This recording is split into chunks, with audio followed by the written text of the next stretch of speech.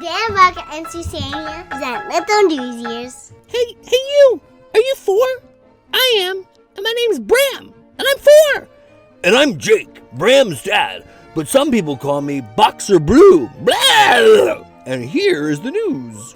It's April 21st, and everybody knows today is Earth Day. Bram, today is April 23rd, and Earth Day is April 22nd, yesterday. Yeah, but that's that song from Drama Rama from like the 90s or something. Why did they say it's April 21st? It doesn't matter. Boys and girls, there are a couple other cool things. So Earth Day is the day when you think about recycling and taking care of the earth and all those wonderful things we need to do.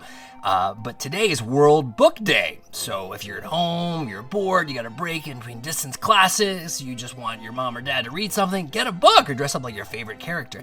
Yeah, it's also, by the way, that like the first day, like everybody can hear us like right now. So that's pretty cool. So I would love to hear feedback from you. If you want to let us know, you just send us a little email. Yes, we're at front desk at LNE.news. Just drop us an email. We'd love to hear from you. Okay, so here's our first story. It's kind of sad. We do talk about people that pass away sometimes. So today I'm going to talk about a painter who just passed away. His name is William Bailey, and he was an incredible modernist painter. Modernist. What does that mean, Bram? Is it like today? Yeah, it's a little weird because the word modern means like today, like now, but as we get older, the word modern, it changes, right? Oh, yes, that makes sense. So one way to think of it is like there was a time when realism was like the thing, right? Realistic painting, you painted a picture of an apple just like an apple and so forth. Yeah. And so William Bailey, he was like a post-realist, right? So it was after realism, which we kind of call modernism, like Pablo Picasso, besides being a cubist painter. Bram, this is too much. He was also a modernist painter because he didn't paint the way things like looked, for real. Oh, okay. And so William Bailey, he painted like still life of like eggs and people and stuff. Yes, exactly. But it was a little different because he painted with the Platonic Ideal. Bram, I don't know what you're talking about. He painted Plato? No. So there's a story from a long time ago by this famous, great thinker. His name was Plato. Plato? Yes, and so one of the things Plato said was there's a story about caves. You mean the cave allegory? Yeah, but that's not so important right now. Basically, everybody out there, listen, close your eyes. I'm trying to think of a chair. Think of a chair right now. Are you thinking? Yes. So this chair in your mind, it's not real, right? It's just like your mind knows the perfect chair. Oh, okay. So this is basically the Platonic Ideal. It's the idea of like painting with the way things look the perfect way or something like that. And so William Bailey, that's how he painted. It was from his mind, from his dreams. And so everything has this kind of like weird quality of dreams. Oh, that's really interesting. Douche. Speaking of weird dreams, Bram, there's a researcher named Deirdre Barrett from Harvard University. He's a psychologist and he studies dreams. Did you know, Bram, that no one really knows for sure why we dream? Oh, I didn't know that, but dreams are really weird, aren't they? Yes, and so people have noticed that during COVID-19, dreams are even getting weirder. Oh, yes, that's true. I had a dream the other day that my feet were made of lipstick and my nose was made of tungsten. Okay, that is really weird, Bram. Anyway, so one of the possibilities, the possible reasons why people are having weird dreams now is, usually we have a lot of stimulation. We have things to look at, watch, run around, play, meet, interact with. But now none of us do, right? We're in our homes. We feel anxiety. Anxiety is like, feeling worried. And we don't have much stimulation. We don't have many things in our minds to think about. So at night, our brains are kind of processing, going through all of those types of things. That's why we have these weird dreams. That's really weird. Douche. So it's really sad. We talked about a French sub a long time ago, maybe in July, that sank and things like that. And so now we're talking about a Russian sub. And so this is pretty sad. 14 sailors died. It was like a top secret sub called the Losharik, and they think it was made of titanium spheres. Spheres? A sphere is just like a ball, right? So people think it was made of these really, really strong balls that made the sub go like 10 times deeper than what American subs could do. Oh, You mean the sub that was found off the coast of Norway was very strange? Yes. So what's interesting about this is they think they don't know for sure, but maybe in Russia they're trying to cut wires down deep in the ocean, in the Arctic area where it's really, really cold. Oh, why would they cut wires? Well, no one knows, and it's just a hypothesis. Hypothesis? Tell us what that means again, Bram. Oh, hypothesis, like a good guess. So they're worried because if somebody had the power to cut those cables, there'd be no little news ears, for example, right? There might be no, TV, email, things like that. Oh, I see. That's interesting. Douche. Dad, do we own our home?